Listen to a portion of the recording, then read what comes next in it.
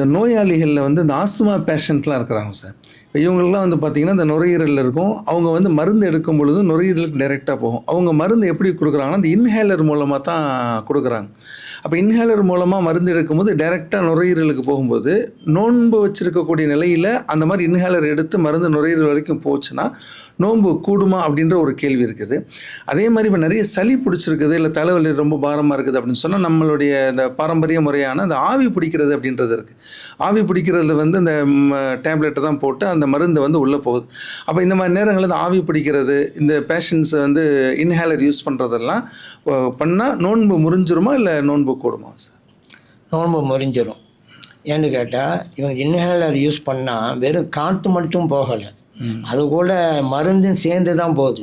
வெறும் காற்று மட்டுமா இருந்தாக்கா இவங்க இன்ஹேலர் யூஸ் பண்ண தேவையில்லையா, மருந்து உள்ளே போகுது. அதனால் இன்ஹேலர் யூஸ் பண்ணக்கூடாது. ஆவி பிடிக்கிறது அப்படி தான். ஆவி பிடித்தல் வரும்பொழுது பலவையான பொருட்களை போடுவாங்க. அந்த காலத்துலலாம் உப்பு மஞ்சள் அப்படிலாம் போடுவாங்க. இப்போலாம் அப்படி இல்லை, டியூப் மாதிரி வாங்குறது போடுறாங்க. ஆக ஆவி பிடித்தாலும் அந்த மருந்து உள்ளே செல்கிறது. எந்த பொருள் உள்ளே சென்றாலும் நோன்பு கூடாது. அதனால் ஆவி பிடித்தல் என்பதும் கூடாது, இன்ஹேலர் யூஸ் பண்ணுங்கிறதும் கூடாது. ஓகே. நோன்பு ஆஸ்துமா பேஷண்ட் வந்து நம்ம இன்ஹேலர் யூஸ் பண்ணால் ஆவி பிடிச்சா நோன்பு கூடாதுன்னு சொல்கிறீங்க. இப்போ அந்த மாதிரியான பேஷண்ட் வந்து நோன்பு வைக்கிறதுக்கான சட்டம் என்ன? எப்படி அவங்க நோன்பு வைக்கிறதுக்கான சட்டம் என்ன? அவங்க நோன்பு வைக்க தேவையில்லை. ஒவ்வொன்றுக்கும் மார்க்கம் தீர்வு சொல்லிக் கொடுக்கறது அல்லவா. முடிந்தவங்க நோன்பு வைக்கணும், முடியாதவங்களுக்கு ஃபித்யா கொடுக்கணும்.